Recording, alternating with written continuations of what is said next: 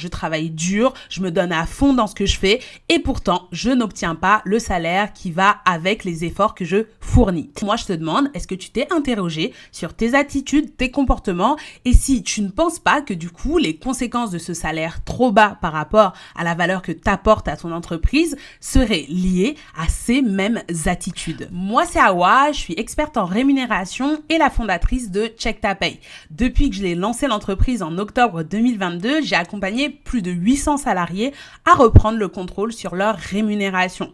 Et le moins qu'on puisse dire, c'est que dans les salariés que j'ai accompagnés, il y a vraiment 4 profils qui se dessinent et ces 4 profils, ils vont avoir des attitudes qui vont faire en sorte de bloquer complètement leur salaire, voire en tout cas les empêcher d'aller au maximum du potentiel qu'ils peuvent avoir avec leur rémunération. Dans cette vidéo, on va voir ces 4 profils et leurs attitudes. Tu vas pouvoir reconnaître ou pas certains de tes proches, mais aussi toi-même dans ces différentes attitudes.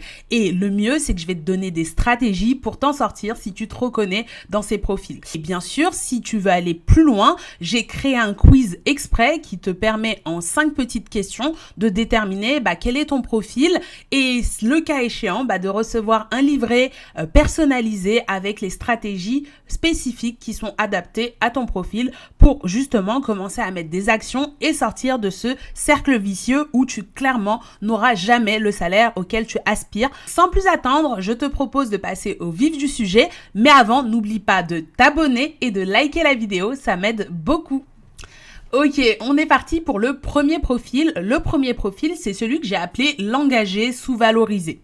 Engagé parce que cette personne-là, elle se donne au boulot, peut-être même un peu trop. Elle va être souvent la première arrivée, la dernière partie. Elle va toujours faire son job excellemment et en plus, elle va toujours être partante pour prendre des responsabilités supplémentaires sans forcément avoir la compensation financière adéquate. La personne qui est engagée mais sous-valorisée, elle va avoir une erreur principale qui va conduire au fait que, elle n'atteigne pas le salaire qu'elle mérite. C'est qu'elle va penser que ses actes parlent plus que ses mots et elle va pas se mettre en avant, elle ne va pas valoriser son travail. Du coup, le problème, c'est qu'on va lui faire des compliments, qu'on va reconnaître souvent son implication, mais quand il s'agit de des augmentations, quand il s'agit de la négociation, on va lui sortir des objections et forcément, elle ne va rien avoir. Et même, on n'a parfois pas besoin de lui sortir des objections puisqu'elle ne demande même pas. Moi, j'ai eu une collègue justement qui m'avait dit quelque chose comme ça, qui était excellente, qui travaillait le week-end pour le boulot, etc.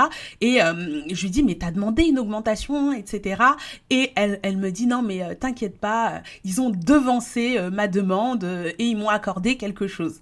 Alors moi, tu vois ma tête à ce moment-là, je lui dis, c'est cool, mais je me dis, ils ont donné ce qu'ils avaient bien envie de donner. T'as pas négocié le maximum de ce que tu pouvais obtenir et ça c'est un peu dommage. Et s'ils n'avaient pas anticipé sa demande, en fait faut vraiment que ce profil là arrive au maximum pour pouvoir se lancer. Et j'en ai plein des abonnés, des clients que j'accompagne qui vont me dire moi j'ai fait 10 ans dans la boîte, j'ai jamais demandé d'augmentation. Et quand ils demandent une augmentation, d'ailleurs des fois ces profils là, comme l'entreprise elle est pas forcément opposée à les augmenter, c'est juste qu'elle a pas fait attention, elle a pas pensé. Et puis, j'ai envie de dire, si je peux avoir quelqu'un qui bosse extrêmement bien sans avoir à allonger plus de cash, pourquoi est-ce que j'irais l'embêter à lui demander si elle veut être payée plus, quoi. Et du coup, ils ont assez facilement des augmentations parce que l'entreprise sait à quel point ces personnes sont importantes pour elle. Donc du coup, le problème, c'est que, et le risque principal de ce profil-là, c'est d'aller droit vers le burn-out parce que tu t'épuises à prendre toujours plus de responsabilités et aussi ça va être des profils qui parfois vont être tellement sous l'eau qu'ils vont avoir la crainte de négocier leur salaire parce qu'ils vont se dire non mais moi je suis déjà au max, si je vais négocier du salaire, ça implique que forcément je vais devoir bosser encore plus parce que je dois mériter chaque centime qui m'est versé et donc ils vont s'auto-saboter parfois en ne négociant pas. Du coup, la solution pour ce profil-là, si elle veut sortir de cette situation, et ce que je lui recommanderais, c'est vraiment d'aller apprendre à se valoriser, d'aller montrer, mettre en avant ses résultats pour qu'enfin, on ait la reconnaissance financière qui va avec. N'hésite pas à faire le test, tu verras. Si déjà tu te reconnais, n'hésite pas à me le dire aussi en commentaire. Et je te propose maintenant qu'on passe au deuxième profil. Le deuxième profil, c'est l'ambitieux ou l'ambitieuse en ascension. Ce profil-là, il sait ce qu'il veut. Il veut monter, évoluer, il veut progresser et il ose négocier. Il ose avoir des revendications. Son gros bémol, c'est qu'il va manquer de structure. C'est quelqu'un qui, contrairement à l'engagé sous-valorisé, s'il voit qu'il apporte de la valeur, n'hésitera pas potentiellement même à changer de boîte. Mais le problème, c'est qu'en faisant ça, des fois, il va avoir tendance à ne pas assez challenger les opportunités, à ne pas avoir assez préparé ses entretiens de négociation, à manquer de stratégie et de vision sur sa carrière, ce qui fait que quand il va se retrouver face à des recruteurs, face à des RH qui ont des objections béton, il va peut-être se retrouver un peu coincé à ne pas savoir que répondre et soit à changer de boîte très régulièrement pour faire augmenter sa rémunération parce qu'il a du mal à aller correctement au bout d'une négociation en interne, ou même quand il change de boîte, eh bien à avoir des désillusions parce que j'ai accepté une offre mais en fait j'avais pas compris que dans le contrat il y avait tel terme qui voulait dire ceci ou cela, et en fait avoir des désillusions après avoir pourtant négocié et accepté des propositions qu'il a lui-même challengées, quoi.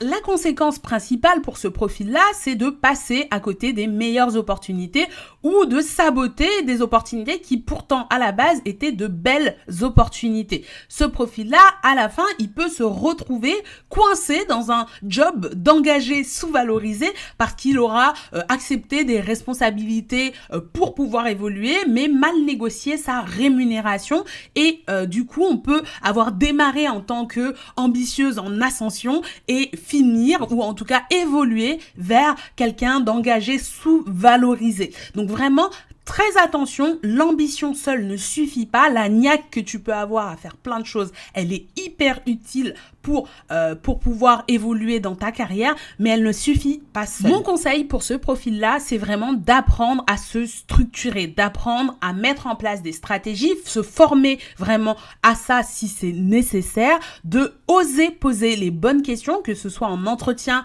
ou que ce soit lors des échanges qu'il va y avoir autour d'une négociation, afin de ne pas se faire avoir dans les deals qu'il est en train de proposer.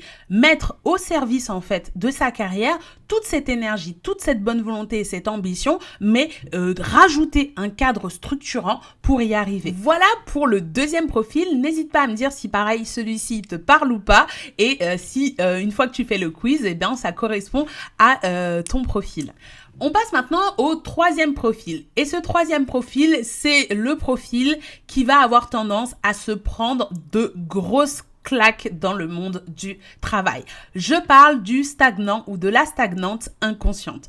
Pourquoi? Ce profil-là, son problème, c'est que elle se dit que tant que je fais le job, tant que j'ai trouvé un CDI, tant que je suis dans ma zone de confort et que je fais ce qu'on me demande, personne ne va venir m'embêter. Et quelque part, avoir un CDI, pas mal d'ancienneté, ça me met à l'abri de beaucoup de problèmes. Je n'ai rien contre la zone de confort, mais il faut agrandir cette zone de confort si ça ne comprend pas certaines tâches nécessaires dans la carrière de n'importe quel salarié. Notamment le fait de toujours être à l'écoute du marché et de regarder ce qui se passe ailleurs. La personne, quand elle va se retrouver dans un environnement qui est bien, confortable, agréable, qu'elle a les bonnes missions, le salaire qui lui paraît ok, va complètement se dire qu'elle est arrivée au terminus. Alors qu'une carrière, ça évolue en permanence, qu'il se passe des choses dans ton secteur d'activité, dans ton marché, dans ton métier. Et si tu ne te mets pas à l'écoute de ça, le jour où peut-être tu vas ouvrir les yeux, c'est parce que c'est quelqu'un d'autre qui va te les ouvrir. Moi, je m'en suis vraiment rendu compte de ça quand je suis allée dans le monde du travail et notamment que je suis arrivée dans un service paye, parce qu'à l'époque, j'étais gestionnaire de paye et j'avais accepté ce poste-là parce que j'étais un petit peu dans l'urgence, mais je le trouvais assez mal payé. Je crois que j'étais à 1500 ou 1600 euros net par mois. Et à ce moment-là, j'arrive et je vois des nanas qui sont là et qui ont plus de 15 ans d'ancienneté et qui sont au même salaire que moi. Et moi, ça m'a surpris. Je leur dis, mais t'as 15 ans d'ancienneté, comment ça se fait que je gagne autant que toi?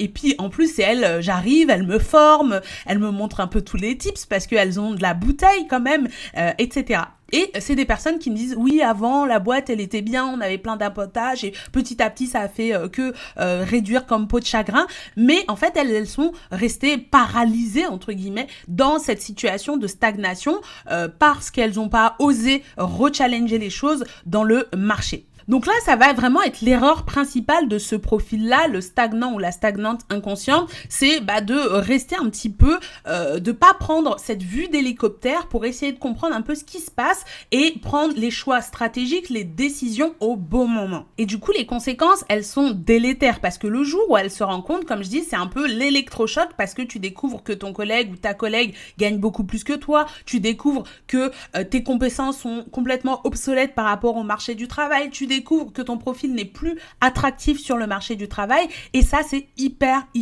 dangereux. La solution pour le ou la stagnante inconsciente, c'est avoir conscience que ce n'est pas parce que tu explores un petit peu, c'est pas parce que tu te mets à l'écoute du marché que, ça veut dire que tu dois forcément partir. Ça veut juste dire que tu te donnes des options supplémentaires. Tu t'ouvres à ce qui est possible et donc tu vas avoir du pouvoir sur ta carrière, le pouvoir de mener les choses plutôt que de les subir. Souvent, le stagnant inconscient, ça va être quelqu'un qui a été par le passé un engagé sous-valorisé, qui a été peut-être même un ambitieux ou une ambitieuse en ascension. Sauf que, confronté aux erreurs de ces deux profils précédents, il va se manger tellement de murs qu'il va se dire, en fait, moi, moins j'en fais, je fais juste ce pourquoi je suis payé, je fais le strict minimum, parfois un peu trop rester dans cette zone de confort et donc se dire, j'en fais pas plus, on m'en demande pas plus.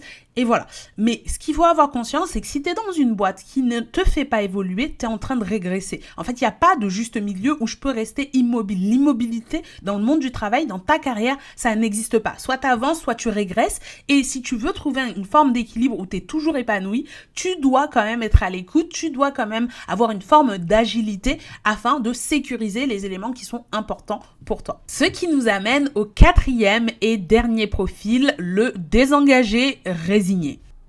Alors pour le désengagé résigné, il faut bien comprendre une chose, ce n'est pas une question d'incompétence. Il est ou elle est totalement capable de faire les missions qui lui sont proposées. Il est tout à fait en capacité d'exceller même dans son domaine, mais c'est juste quelqu'un qui n'y croit juste plus. C'est quelqu'un qui pense que ça ne sert plus à rien, que les dés sont pipés, que de toute façon, tout est fait pour que tu ne gagnes jamais et donc qui a complètement abandonné l'idée de pouvoir réussir, évoluer dans sa carrière, gagner plus à un moment donné. Et du coup, ça va être ça son erreur principale parce qu'à partir du moment où tu arrêtes d'y croire, tu vas plus rien faire pour aller dans cette direction-là. Et ce que moi, je veux partager avec ce profil-là, c'est vraiment de comprendre que si tu es dans une partie de Monopoly, tu peux dire que oui, c'est nul d'avoir un monde capitaliste où les gens sont obligés de se battre pour être payés au bon salaire, etc. Mais ça reste les règles du jeu dans lesquelles tu es. Et tant que tu peux pas sortir du jeu, je sais pas, gratter un ticket de loto et devenir super riche et ne plus avoir besoin de travailler, ce que tu dois faire, c'est apprendre à jouer avec les règles du jeu pour peut-être atteindre un stade, un niveau de position où tu pourras avoir un réel impact et changer fondamentalement les règles du jeu. Mais aujourd'hui, tant que tu es un pion qui joue dans ce jeu, l'idée, le premier step en tout cas, c'est d'apprendre à maîtriser ces règles du jeu pour ne plus te faire avoir, pour ne plus être le dindon de la farce. La solution pour ce profil-là, ça va être de retravailler sur ses croyances limitantes, ces croyances qui lui disent que c'est fichu parce qu'il y a des profils qui y arrivent même encore aujourd'hui et j'en veux pour preuve toutes les personnes que j'ai accompagnées et qui ont des résultats génialissimes en apprenant justement à mieux valoriser leur profil, en apprenant à ne pas se faire avoir par les pièges qui peuvent être tendu dans le monde du travail et l'idée ça va être justement de commencer à poser même de petites actions pour retrouver cette envie, retrouver ce courage de faire les choses avec de meilleures méthodes certainement pour atteindre des résultats beaucoup plus probants. Donc voilà pour les 4 profils que je voulais te proposer aujourd'hui. Le premier donc c'est l'engagé sous-valorisé, je bosse à fond, toujours plus de responsabilités mais pas le salaire qui va avec. Le deuxième c'est l'ambitieux ou l'ambitieuse en ascension, c'est j'ai envie, j'ai la niaque, etc. mais je manque de structuration, j'avance un petit peu dans le brouillard et forcément du coup je tombe dans des pièges grossiers parfois. Le troisième ça va être le stagnant ou la stagnante inconsciente qui du coup essaye de rester un maximum immobile dans sa zone de confort, un petit peu la politique de l'autruche en se disant que ça va bien se passer, on regarde pas trop à gauche à droite, mais c'est une mauvaise stratégie. Immobilité et sécurité, ça rime, mais ce n'est pas du tout la même chose. Et enfin, le quatrième profil qu'on vient de voir, qui est le désengagé résigné, celui qui a abandonné, mais qui ne peut pas sortir du jeu. Et donc, abandonner en restant dans le jeu, ça ne marche pas. Tu ne peux pas, tu vas juste du coup subir toujours plus de violence dans le monde du travail sans rendre les coups derrière, ou en tout cas sans te protéger contre ces coups-là. Et ça, c'est hyper dangereux. Ce que je te propose, c'est vraiment de foncer faire le quiz. Le quiz va te dire un petit peu dans quelle phase tu es, parce que plus que des profils figés et définitifs, ça peut être des phases, des moments dans ta carrière en fonction de ce que tu as vécu, en fonction de ton histoire. Et tu peux avoir démarré en tant qu'ambitieuse en ascension avec plein d'envie et au bout de quelques années devenir désengagée, résignée. Donc s'il te plaît, ne te résigne pas. Fais le quiz, t'as rien à perdre, il est complètement gratuit. Ça va te permettre déjà de savoir un peu où t'en es. Et ensuite, tu vas pouvoir recevoir dans ta boîte mail mon livret stratégique gratuit qui va t'apprendre à mettre en place les bonnes stratégies en fonction du profil, de la phase dans laquelle tu es aujourd'hui pour débloquer ton salaire et aller gagner encore plus de thunes et à la hauteur de tout l'investissement que tu mets au quotidien dans ton job. Donc voilà pour la vidéo du jour. Si ça t'a plu, laisse un like, laisse-moi un commentaire. Si tu t'es reconnu ou si tu as reconnu des proches à toi, n'hésite pas à le mettre aussi en commentaire. Et surtout, abonne-toi, j'ai encore plein de belles vidéos en perspective et du coup, j'ai trop hâte de te les apporter ou en tout cas que tu les visionnes. Ciao, ciao!